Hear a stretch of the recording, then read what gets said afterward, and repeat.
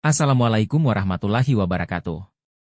Kami dari kelompok 5 yang terdiri dari Al-Isra Yuda, Alhamdi Huda Nasrul, Ibnu Nabil, Habibi Al-Lail, Jasmine Fathia Rahmani akan mempresentasikan hasil diskusi kami tentang materi desain keberlanjutan berserta contoh studi kasusnya. Desain berkelanjutan adalah pendekatan yang mempertimbangkan dampak lingkungan dan sosial dalam seluruh proses produksi. Tujuannya adalah menciptakan produk yang tidak hanya estetis, tetapi juga ramah lingkungan dan bertanggung jawab secara sosial. Dalam konteks industri animasi, hal ini meliputi penggunaan bahan yang dapat didaur ulang, efisiensi energi dalam produksi, dan pengelolaan limbah secara bijaksana. Lebih dari itu, desain berkelanjutan juga memiliki tanggung jawab moral untuk menyampaikan pesan-pesan penting kepada masyarakat, seperti kepedulian terhadap bumi dan masa depan generasi berikutnya. Masalah lingkungan dalam industri animasi, industri kreatif, termasuk animasi, seringkali meninggalkan jejak karbon yang signifikan akibat penggunaan sumber daya yang besar. Proses produksi seperti rendering grafis, penggunaan komputer berspesifikasi tinggi, dan konsumsi energi studio animasi memiliki dampak besar terhadap lingkungan. Namun, beberapa studio besar seperti Pixar mulai menerapkan prinsip desain berkelanjutan untuk mengurangi dampak ini. Salah satu contohnya adalah film Wall-E, yang tidak hanya membawa pesan lingkungan, tetapi juga menginspirasi perubahan cara berpikir masyarakat. Studi kasus, Wall-E sebagai simbol desain berkelanjutan.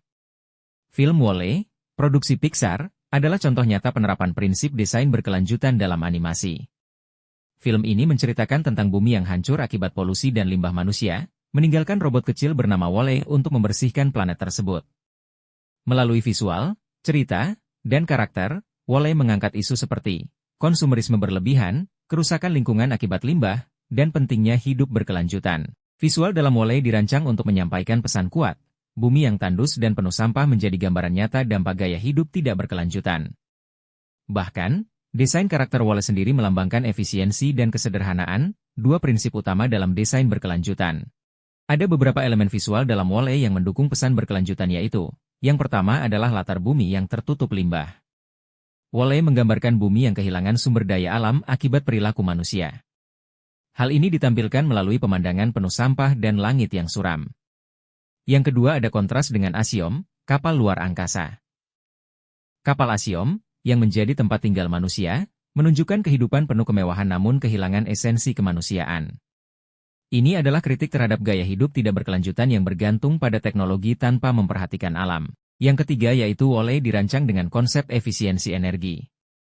Dia adalah robot daur ulang yang bekerja tanpa henti untuk membersihkan bumi, melambangkan harapan akan pemulihan lingkungan. Relevansi dan pesan yang dapat diambil pada film Wall-E. Film Wall-E tidak hanya hiburan, tetapi juga pembelajaran tentang pentingnya desain berkelanjutan. Berikut adalah beberapa pesan yang dapat kita ambil. Yang pertama, pentingnya mengurangi sampah. Kita dapat belajar untuk meminimalkan limbah dan mendaur ulang sebanyak mungkin, sebagaimana dilakukan oleh Wall-E. Yang kedua, efisiensi dalam penggunaan energi. Teknologi harus dikembangkan dengan memperhatikan dampak ekologisnya. Yang ketiga, kesadaran konsumen. Pola konsumsi yang berlebihan harus dihindari demi menjaga kelestarian bumi. Yang terakhir yaitu inovasi untuk masa depan. Desain yang kita ciptakan harus menjadi solusi bagi masalah global, bukan menambah beban lingkungan. Kesimpulan, dari pembahasan tadi, kita dapat memahami bahwa desain berkelanjutan adalah langkah penting untuk masa depan yang lebih baik. Melalui film Wall-E, kita melihat bagaimana animasi dapat menjadi media edukasi yang kuat, menginspirasi masyarakat untuk lebih peduli pada lingkungan dan hidup secara bertanggung jawab. Sebagai desainer masa depan, mari kita terus menciptakan karya yang tidak hanya indah, tetapi juga bermanfaat bagi bumi.